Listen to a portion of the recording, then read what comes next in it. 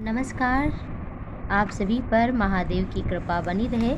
आइए जानते हैं शिव पुराण के अनुसार अन्नदान का महत्व। ये शिव पुराण है और ये शिव पुराण में उमा संहिता है और उमा संहिता में लिखा है कि ऐश्वर्य की कामना करने वाले को चाहिए कि वो कुटुंब को दुख देकर के भी महात्मा ब्राह्मण को अन्न दान करे। जो व्यक्ति दुखी ब्राह्मण को अन्न दान करता है वह पारलौकिक श्रेष्ठ निधि को प्राप्त कर लेता है।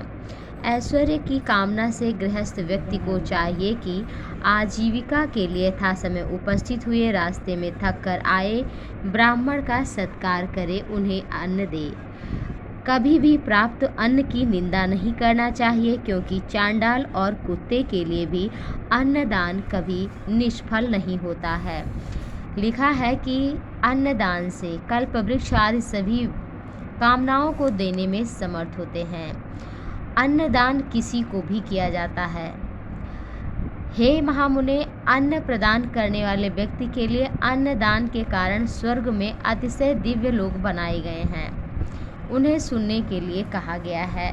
जो भी अन्नदान करता है उनके भवन में उनकी कामना के अनुरूप फल, वृक्ष, सोने की बावली, जलप्रपात इत्यादि सभी कुछ वहाँ पर रहते हैं, ऐसा लिखा गया है। अन्नदान सर्वश्रेष्ठ है। पान, अश्व, गौ, वस्त्र, छय्या, छत्र, सया, छत्र, आसन, ये 8 प्रकार के दान यमलोक के लिए विशेष रूप से माने जाते हैं। और जलदान की विशेष महिमा बताई गई है।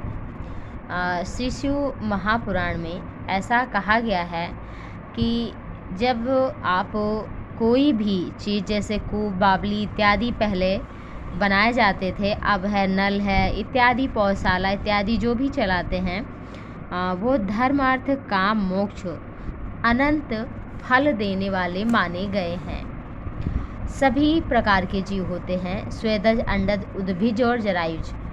इन प्रकार के प्राणियों को तालाब बनाकर शरण देना चाहिए।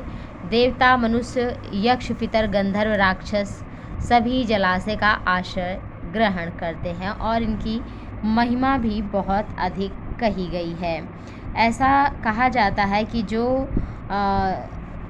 बावली, कुआं इत्यादि का निर्माण कराते हैं, उन्हें पूर्त कर्म करने वाले को, सत्य बोलने वाले को स्वर्ग से कभी बाहर निकलना ही नहीं पड़ता मृत्यु के पश्चात। और अतिथि के सम्मान के लिए बताया गया है कि जिसके घर से अतिथि निराश होकर चला जाता है, वह उस व्यक्ति को अपना पाप देकर चला जाता है और पुण्य लेकर चला जाता है। उसके बाद मधुर अन्न को खाने वाला मनुष्य श्रृंखलाओं से आविद्ध होकर के जीवा के वेद से विधा हुआ चिरकाल तक नरक में रहता है और तिल तिल भर उसका मांस काटकर और रुधिर को निकालकर उन्हें खाने के लिए दिया जाता है। क्षुधा के समान मतलब भूख के समान कोई दुख नहीं, और भूख के समान कोई रोग नहीं, आरोग्य लाभ के समान कोई सुख नहीं, क्रोध के समान कोई शत्रु नहीं। इसी तरह अन्नदान करने में महापुण्य कहा गया है, क्योंकि क्षुधा रूपी, भूख रूपी आग से तप्त हुए प्राणी मर जाते हैं। अन्न का दान करने वाला प्राणदाता, प्राणदान देने वाला, सर्वस्व दान देने वाला कहा गया है। मनुष्य को अन्न दान से सभी प्रकार के दान का फल प्राप्त हो जाता है, जिससे अन्न से पालित पुरुष पुष्ट जो भी संचय करता है उसका आधा पुण्य अन्नदाता को मिल जाता है।